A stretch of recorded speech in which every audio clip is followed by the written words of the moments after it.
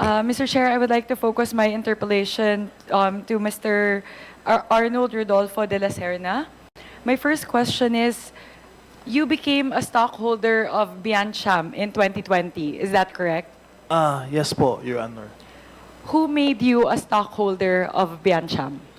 To my knowledge, last 2020 po, Your Honor, it was Attorney Percival Ortega po who asked me to sign the document to complete the corporation. May I ask who Mr. Attorney Percival Ortega is and what is your affiliation to him? He is a majority stockholder of the company po, Your Honor. Mr. Chair, may I ask why would Mr. Percival Ortega approach you? Out of nowhere, biglang nagsabi, can you sign these documents so we can become a stockholder? To my knowledge po, Your Honor, there are, magkakilala po sila ni Attorney Roque, which is my employer that time po, Your Honor. Mr. Chair, let me go back to the answer of Mr. De La Serna earlier, which is his period of employment as EA of Attorney Harry Roque was from January 2021 to November 2021. Does this mean that you have been employed by Attorney Harry Roque prior to your stint as his executive assistant? The executive assistant post was available by January 2021 until November 15, 2021 po, Your Honor. But I was previously employed po ni Attorney Roque po, but not as an EA po, but as a SOCMED person po. May I know your employment? Under what employment contract were you under prior to your EA post in 2021? We don't have any contract po, Your Honor. If not, Kasi, can I explain po? Sorry po, Your Honor.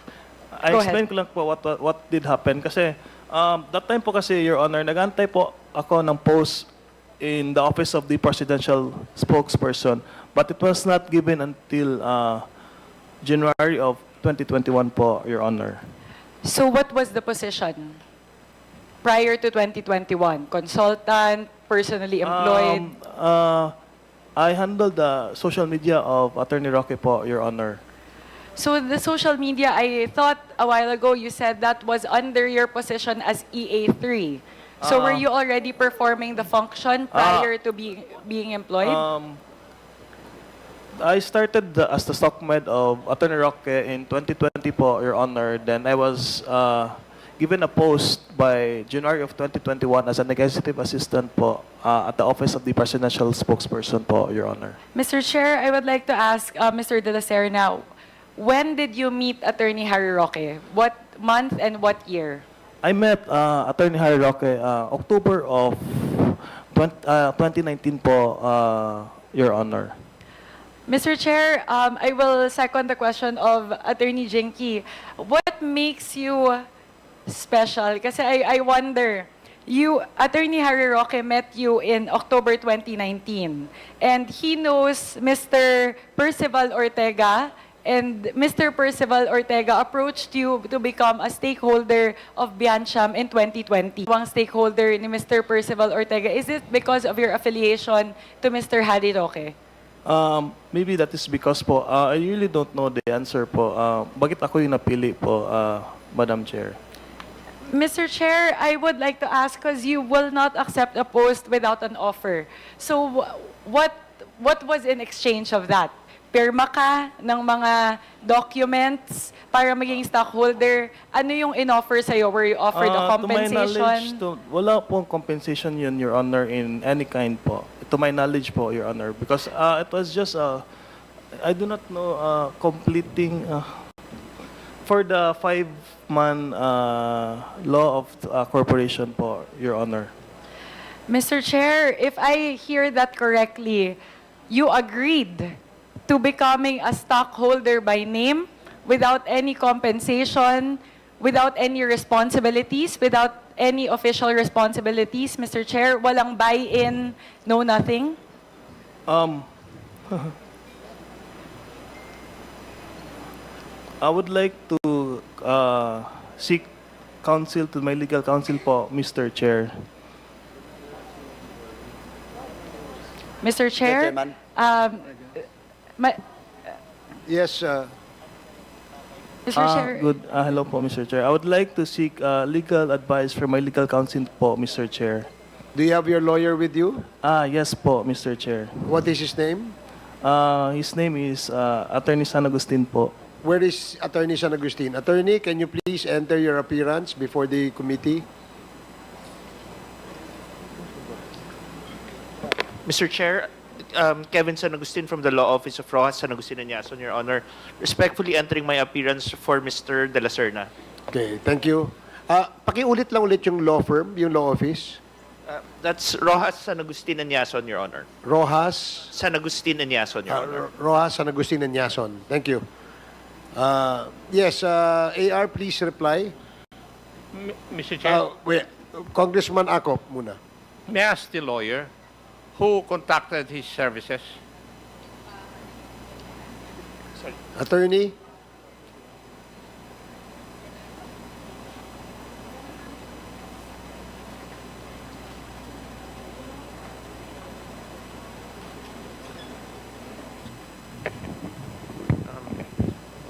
Mr. Chair, I'm sorry, I did not catch the question. Who contacted you to be the lawyer of Mr. De La Serna? Attorney Roque, Your Honor. Si Attorney Roque was the one who engaged your law firm to be the lawyer of Mr. De La Serna? May I clarify, Your Honor? May I be allowed to explain, Your Honor? No, but Kindly, Mr. Chair, please proceed. there's a question asked, and therefore, as a lawyer, he should answer that first before he explains. Yes, Your Honor. Sorry, Your Honor, could you please repeat the question? My question, the question of Congressman Acop is who contacted you to be the lawyer of Mr. De La Serna? And you replied it was Attorney Roque, correct? Yes, Your Honor. And you have an engagement contract with Mr. De La Serna? No, I Your suppose. Honor. I Are do you not- doing this pro bono for Mr. De La Serna? Yes, Your Honor. Please proceed, Congresswoman Sonsing. Mr. Chair, let me repeat my question to Mr. A.R. De La Serna. You agreed to be a stockholder by name of Biancham without any buy-in, without any compensation, no dividends, no promise of any offer. Just by name, no responsibilities, when you were approached by Mr. Percival Ortega to sign the incorporation documents. I would like to ask my legal counsel for advice for that, Mr. Chair. Mr. Chair, it is a yes or no question. So, Mr. Chair, I will defer to you whether or not you will allow Mr. De La Serna to confer with his counsel. Can you repeat the question again? I'm sorry, Congresswoman Sonsing. Can you No, repeat the question? No problem, Mr. Chair. Mr. Chair, my question to Mr. A.R. De La Serna is, when he signed the documents that allowed him to become a stakeholder of Biancham in 2020, when he was approached by Mr. Percival Ortega by endorsement by Mr. Harry Roque, he did so and agreed to become a stockholder by name without any promise of a dividend, a salary, and without any buy-in. So pumayag po siya na will make you a stockholder by name without any responsibilities, without any buy-in into the company, Mr. Chair. Please answer. Hindi naman mahirap sagutin yung tanong ni Congresswoman Swansing. Mr. De La Serna? Mr. Chair, medyo matagal na kasi yung time. I cannot remember if I was given anything that time, to be honest po. So, hindi ko po maalala if I was given compensation or not, but I cannot assume that I was given compensation po. Yun po yung sagot ko. But were you promised salary or any form of compensation when you signed the document? Mr. Chair, I am not sure po if I was given, because that was in 2020 po. Okay. Mr. Please Chair, proceed. if I will sign a document as important as that, becoming a nominal stakeholder, not just a stockholder, actually, you're a nominal stockholder as per the documents submitted by Biancham Holdings and Trading, Inc. For me, that is such a substantial document to sign. And even though, for example, 10 years ago, I would know if I received a sum or I would know whether I will be offered a salary, Mr. Chair. So I refuse to believe, Mr. Chair, that Mr. A.R. de la Serna does not remember whether he was compensated. But Mr. Chair, let me add another point.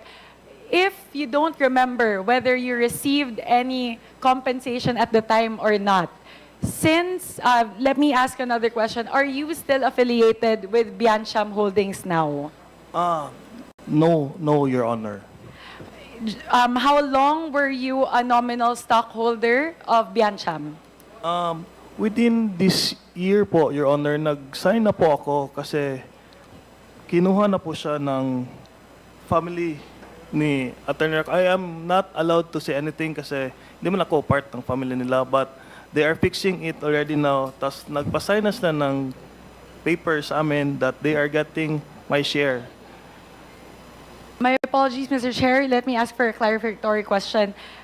Would you mind repeating that, Mr. De La Serna? You said that the stocks were taken away from you. When and by who? You mentioned it already. I am not sure if I am allowed to speak about it, Your Honor, because it is not yet final. Hindi ako sure if it is already executed, but I already assigned a document. I'm not sure what document, what was that. Pero pinapirma po siya sa akin, giving my share to Ma'am Myla Roque po, the wife of Attorney Roque. So, Mr. Chair, for my colleagues here, were saying they didn't hear. So, you already signed documents now transferring your shares back to Mrs. Roque. Is that yes, correct? Yes, correct, Your Honor. May you please let us know the first name of Mrs. Roque? Mrs. Myla Roque po, Your Honor. Myla. Yes. Myla. So you transferred your shares in Biancham. Share po, one lang po yun, Your Honor. Is that one based on the document? No, you do have one share. Okay, noted. So I see it here in the document. So you transferred your share back to Mrs. Myla Roque. Okay. Mr. Chair, let me go back again to my question. I'm trying to figure out the circumstances by which you met Attorney Harry Roque and what's so special about this affiliation that he will make you a stockholder of a company. So may I ask the circumstances by which you met Attorney Harry Roque in 2019, October 2019? During October of 2019, Your Honor, there was an inauguration in our barangay po. Nagbigyan po kami ng covered court po ata, which was a project through the office of Attorney Roque when he was still a congressman in the 17th Congress po. During the past po, my mother was a barangay captain po of that barangay and was invited to the inauguration, which was kasama po ako. Then doon ko po na-meet si Attorney Roque po, Your Honor. Mr. Chair, kung naiintindihan ko po, so pumunta si Attorney Harry Roque sa isang inaugurasyon ng covered court sa kanilang barangay, kung saan po barangay captain po ang nanay ni Mr. De La Serna. At pagkatapos nun, dun lang kayo nagkakilala? Yes po, Your Honor. Tapos pagkatapos po nun, kinuha ka na po niya na social media? Hindi po. Nag-work po ako sa kanya ng 2020 po, ng May po. Bilang? SOCMED person po, Your Honor.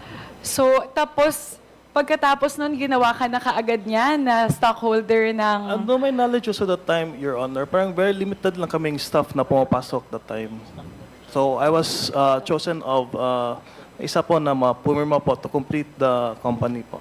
Ano po ang nauna, Mr. De La Serna? Ginawa po kayong stockholder ng Biancham or in-employ po kayo bilang social media manager? The employment po of SOCMED. Mr. Chair, babalik pa rin po ako doon. Tinatry ko i-establish pero magsiskip muna ako kasi bilang ako, hindi ko iisipin po na bigyan ng stock, ng share sa isang kumpanya yung tao nakakakilala ko pa lang. So, I'll go back to that, Mr. Chair. Mr. De La Serna, tatanungin ko po, yung mga aktibidades niyo po habang kayo ay nominal stockholder ng Biancham. Maitanong ko lang po, were you asked to sign documents while you were a part of Biancham? No po, Your Honor. Bukod sa ikaw po ay stockholder, naging miyembro din po kayo ng Board of Directors ng Biancham, tama po ba? Yes po, Your Honor. Opo, dahil yun po yung nandito sa dokumento na hawak ko sa submission po ng Biancham, kayo po ay miyembro ng Board of Directors. Nagsabay po ba yung pagkakataon na kayo ay Executive Assistant ni Attorney Harry Roque at kayo ay Board of Director ng Biancham? Sabay po yun? I'm so sorry po, Your Honor. I'm not sure, but I guess it's the same. But Opo. I'm not 100 sure na yes po yung sagot ko. But it's like 80% sure. Sige po. Bilang miyembro po ng Board of Directors ng Biancham, are you aware of the transactions na ginagawa po ng corporation? No, Your Honor. So, ibig sabihin po, kayo ay stockholder lang, miyembro ng Board of Director by name. Pumipirma po kayo ng mga dokumento nang hindi po alam yung mga nangyayari? I had full trust and confidence with Attorney Percival po, Your Honor. Sige po. Alam niyo po ba na ang Biancham ay nagmamay-ari ng shares sa ibang mga korporasyon? No, Your Honor. One of these corporations po ay ang First Bataan Mariveles Holding Corp or ang FBMHC. Sinasabi ko lang po at may pagmamay-ari po ang Biancham na 50% ng FBMHC.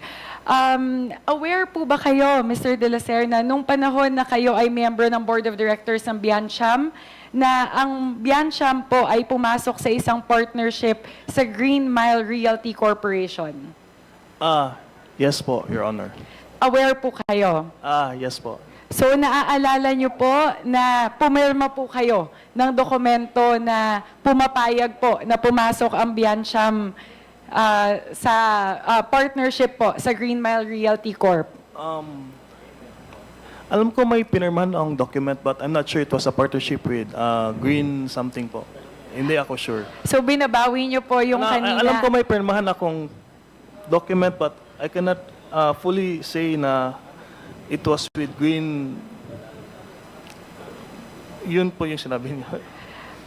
Mr. Chair, I highlight this because one of the key principal projects of the partnership between Green Mile Realty Corp and Biancham, which then became FBMHC or the First Bataan Mariveles Holding Corporation, is to develop a plot of land in Mariveles, Bataan with a size of 422 hectares o yung tinatawag po na Mariveles land. And the development project was valued at 1.8 billion pesos.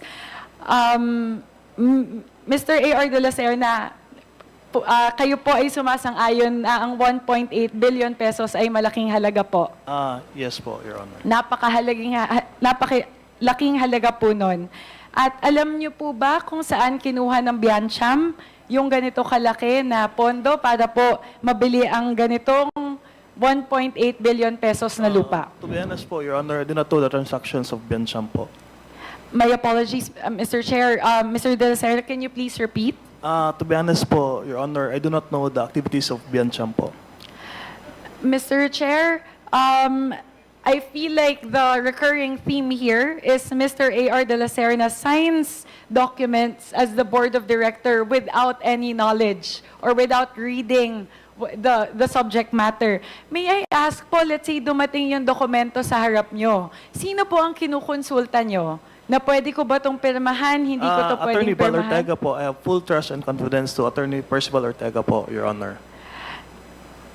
Sino ulit si Attorney Percival Ortega at bakit, bukod sa ipinakilala siya sa iyo ni Attorney Harry Roque, bakit napakalaki ng pagtitiwala mo sa kay Mr. Percival Ortega? Okay naman po kausap si Attorney Val po, Your Honor. Mr. Chair, may I also, I guess ang parati ko pong naiisip dito ay yung pareho po sa sinasabi ni Ms. Baterna doon sa mga dati nating tanong na pumipirma lang ng pumipirma. Pero sige po, ang tanong ko po, kinukonsulta niyo po ba si Attorney Harry Roque kapag kayo ay pumipirma ng mga dokumento sa Biancham? Ang kinukonsult ko po, Madam, Your Honor, is si Attorney Percival Ortega po.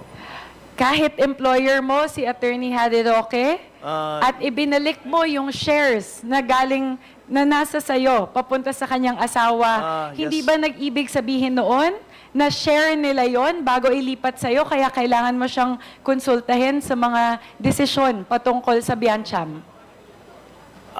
Sorry po, hindi ko na-gets yun. Your Kasi Honor. po, ulitin ko po, di ba, may one share ka Yes. sa Biancham.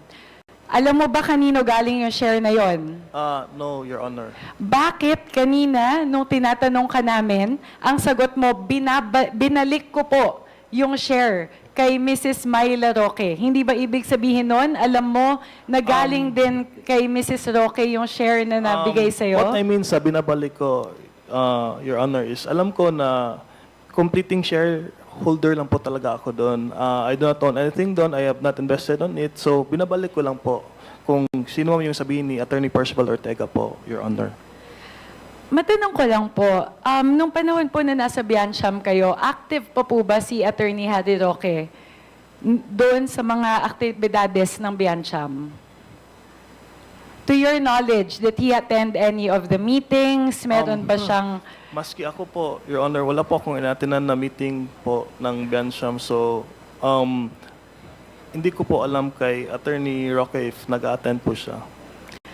So, Mr. Chair, I believe we have established here that Mr.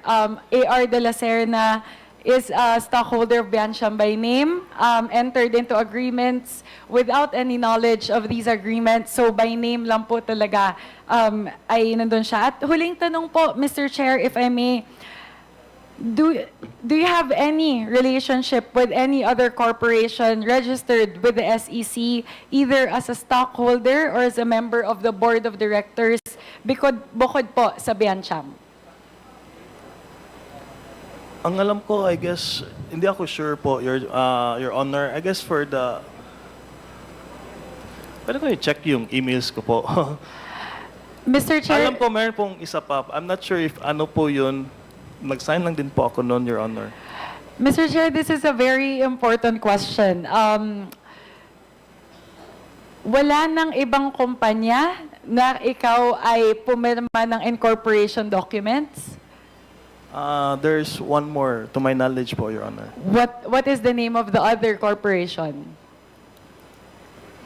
Hindi ako sure, Your Honor. Pero I know in myself na mayroon pa akong isang pinirmahan po.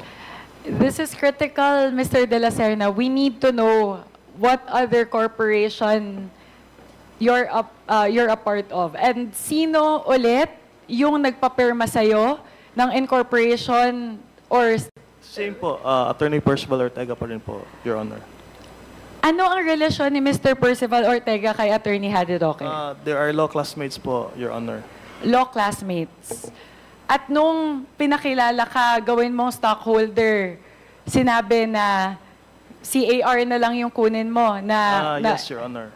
To complete the requirement of the corporate law po, Your Honor. Is that the same case with this other corporation? Yes po, Your Honor. May you please let us know the name of that corporation? Hindi ako sure. Sorry po. I do not know po, Your Honor. To be honest, hindi ko po alam. Pero alam ko, aside from Biancham, may isa pa akong C9 po na document. Anong industry, anong sector ng other corporation na yon? To be honest po, Your Honor, hindi ako sure if anong company po yun. In what industry. Mr. Chair, can you, I don't know this is very important, but I hope that Mr. De La Serna can furnish us, Mr. Chair, with the name of that other corporation. Because, Mr. Chair, my concern is if he's signing documents for Biancham Corporation without knowing the nature of these documents, he most likely is also, pumipirma ka din ba ng mga papel para doon sa isang korporasyon na yon? Parang once lang yun, Your Honor. Mr. Chair, sorry, babalik lang ako sa tanong ni Kong Jinky kanina. Ngayon na hindi ka na-employed under the office of the presidential spokesperson as an EA, what is your relationship with Attorney Harry Roque now? Previous employer po, si Attorney Roque po. I maintain a professional relationship with my previous employers po, Your Honor. Bakit po kayo in-endorse ni Attorney Harry Roque kay Ms. Cassie Ong na magstay po sa Lucky 99 compound? I was not endorsed by Attorney Roque po. Na-introduce niya na po ako. Ako po yung kumausap kay Ma'am Cassandra Leong if pwede ako magstay sa lodging houses po nila in Porac. Pero paano mo nakilala si Ms. Cassie Ong? Through the introduction of Attorney Roque po, Your Honor.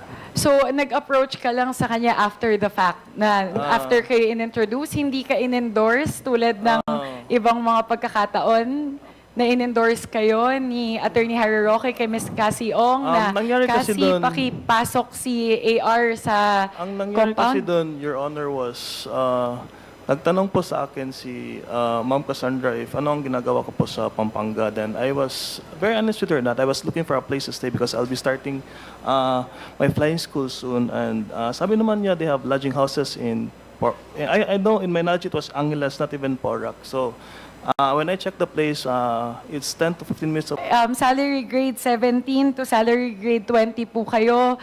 Sa 10 buwan po na na-employ kayo kay Mr. Harry Roque, parang naglalaro po sa 370,000 hanggang 512,000. Minultiply ko, ay mali. Ay tama, minultiply ko lang po by 10, yung salary yes. grade 17 at salary grade 20 ngayon. So, yun lang po. Wala po kayong natatanggap na compensation galing po kay Attorney Harry Roque. from Biancham po ba yung tanong niyo, Your Honor? O yung tulong, hindi siya tumutulong sa'yo No, ngayon?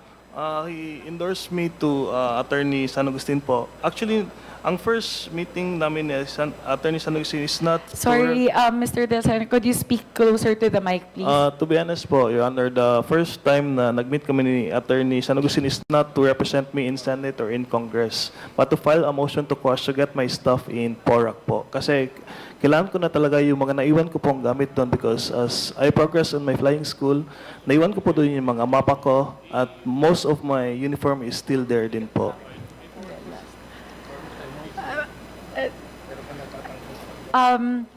Sorry, Mr. Chair, iba po yung tanong ko. Mayroon po ba kayo natatanggap ngayon? Aside from the endorsement of Attorney Roque natulong. to na tulungan ako ni Attorney San Agustin, no po, Your Honor.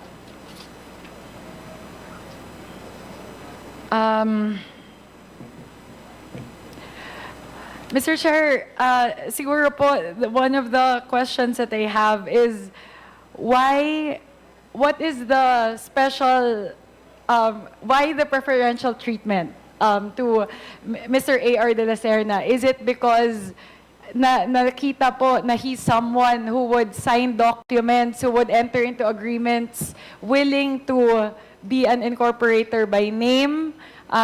Siguro po, yun po siguro yung iniisip ko, Mr. Chair, kasi nahihirapan ako na maniwala na pinipirmahan ni Mr. A.R. de la Serna itong mga dokumento na ito ng walang kinukonsulta. Dahil mahahalaga po itong mga dokumento na ito. So, Sir Mr. Chair, ang mahalagang tanong po nitong ating komite ay sino po yung talagang representa ni Mr. A.R. de la Serna, kaninong interest po? Kasi posible po na merong personalidad, Mr. Chair, na dahil merong may mga restrictions, halimbawa po, para po sa mga government officials, hindi po tayo pwedeng pumasok sa mga particular na mga transactions, kaya po kailangan po mayroong pribadong individual na tatayo para sa atin sa mga ganong mga transaksyon. Posibleng yun po yung